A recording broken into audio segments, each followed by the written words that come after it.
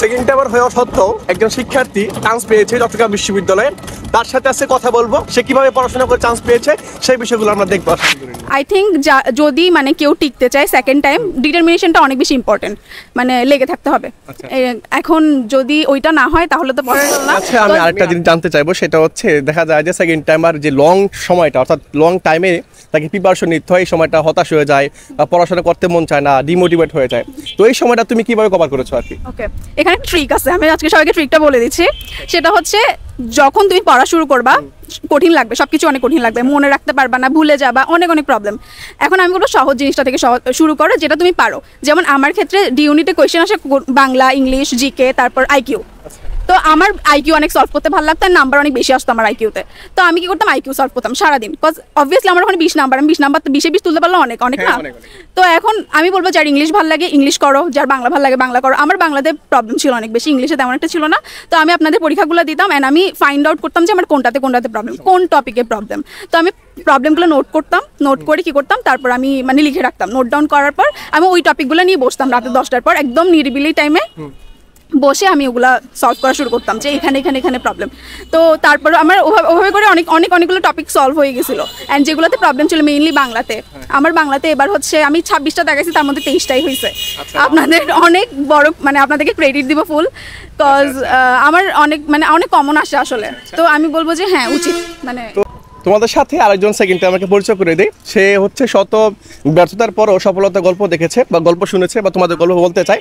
তো তার সাথে আজকে পরিচিত হবো। তো ইলা, তোমার নাম পরিচয় হচ্ছে বলো সুন্দর মতো। আমার নাম জান্নাতুল ইশরাত ইলা, আমি চট্টগ্রাম বিশ্ববিদ্যালয়ে এবার সোশিওলজিতে ভর্তি হয়েছি আজকে। আমার পজিশন ছিল 1875তম। আর এছাড়াও ভর্তি আছো সোশিওলজি। এখন এই যে সোশিওলজি ডিপার্টমেন্টে ভর্তি হয়েছে সেকেন্ড টাইমার হওয়া সত্ত্বেও, অর্থাৎ তার কিন্তু 5 নাম্বার অলরেডি কাটা গিয়েছে। কাটা যাওয়ার পরও হচ্ছে দেখা যাচ্ছে যে তার পজিশন টপ রেজাল্ট করে টপ পজিশনে আসার পরে দেখা যাচ্ছে সে একটা ভালো সাবজেক্ট পেয়েছে। এখন এই তার ভালো সাবজেক্ট পাওয়ার পিছনে তার গল্পটা কি সেটা আমরা শুনবো। তো তুমি যে চান্স পেলা, তুমি সেকেন্ড টাইম হওয়ার সত্ত্বেও চান্স পেলা, তোমার পড়াশোনা স্টাইলটা কিরকম ছিল একটু আমাদেরকে বলো। আমি হচ্ছে ফার্স্টে তো আমার ফার্স্ট টাইম আসে নাই বলতে সবগুলোতে খুবই ক্লোজ পজিশন ছিল। যেমন জাহাঙ্গীরনগর আমার 686তম পজিশন ছিল, বাট আসি নাই। তারপর হচ্ছে আবার ঢাকা ইউনিভার্সিটিতে আসে নাই আমার, বাট চিটং ইউনিভার্সিটি ডিউনিতে আমার ওয়েটিংয়ে ছিল। তো এরকম অনেকগুলাতে থাকার পরেও হচ্ছে মানে আসি নাই, তো অনেক ডিপ্রেশনে ছিলাম অবভিয়াসলি। তারপর হচ্ছে আমি 1 মাস খুবই মানে রিফ্রেশিং একটা টাইমের জন্য আমি দাদু বাড়িতে চলে গেছিলাম। তো একদম পড়ালেখা থেকে বাইরে একদম ডিটাচমেন্টে ছিলাম। তারপর হচ্ছে ব্যাক আসার পর ভাবছি না এবার যেমনেই হোক। আর আমার ব্যাকগ্রাউন্ড যেহেতু সায়েন্স ছিল, তো আমি ভাবছি আচ্ছা ঠিক আছে, অনেক তো সায়েন্স পড়ছি, এবার একটু আলাদা। যেমন আমার ডি ইউনিটের যে সাবজেক্টগুলো আছে এগুলোর প্রতি এমনিতে ইন্টারেস্ট ছিল। তো এখন আমি কি করছি, আচ্ছা বিসিএস এর বই পড়া শুরু করে দিয়েছি, যেগুলোতে অ্যাকচুয়ালি কোয়েশ্চেনগুলো আসে। হ্যাঁ, কোয়েশ্চেনগুলো ওখান থেকে আসে, কিন্তু আপনি কিন্তু দেখলে মানে ওই বিসিএস ডাইজেস্ট যে বইটা আছে, এবার যারা পরীক্ষা দেবে তাদেরও মানে বিসিএস এর বই পড়া তুমি কি মনে করো? বিকজ ওখানের মধ্যে আমি সাজেস্ট করবো একটা বই বিসিএস ডাইজেস্ট, ওই বইটাতে কিন্তু অনেক সুন্দর করে সবকিছু দেয়া আছে। তো ওখানে হচ্ছে আমি মেইনলি ওইটাই ফলো করছি। অ্যান্ড ওখানে কিন্তু মানে সবকিছু সুন্দর করে দেয়া থাকে, ওখানে অনেক কোয়েশ্চেন কমন আসে, মানে আমি এবার যা পড়ে দেখলাম আর কি। তারপর আপনাদের সাজেশন তো ছিল অনেক হেল্পফুল ছিল এটা, ভাইয়াদের পাঠশালা। তখন আমি আপনাদের ক্লাসগুলো করতাম, লাইভ ডেইলি ক্লাস করতাম, তারপর এক্সাম দিতাম।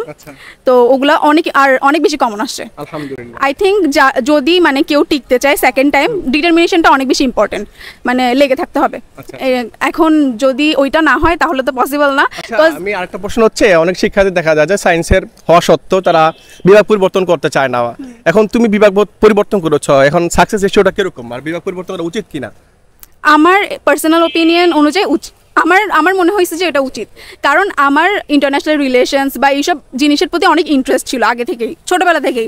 আমি হুদাই জিওগ্রাফি, মানে আমি ম্যাপ নিয়ে বসে থাকতাম, আমি সারাদিন ম্যাপ দেখতাম, অ্যান্ড আমি আমার জিওগ্রাফি নিয়ে অনেক ইন্টারেস্ট আছে।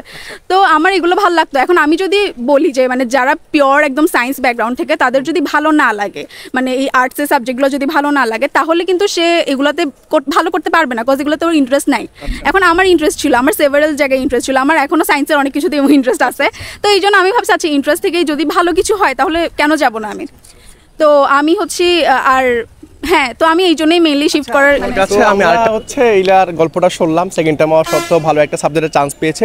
তো তোমরা যারা সেকেন্ড টাইম আছো, হতাশ হওয়ার কিচ্ছু নেই। তুমি যদি লেগে থাকতে পারো তা আলটিমেটলি তোমাদের একটা সফলতার জায়গা চলে আসবে। তো তোমাদেরকে বলবো যারা সেকেন্ড টাইম দিতে চাও তারা অবশ্যই যাত্রা শুরু করো এবং লেগে থাকো, সফল হবে ইনশাল্লাহ।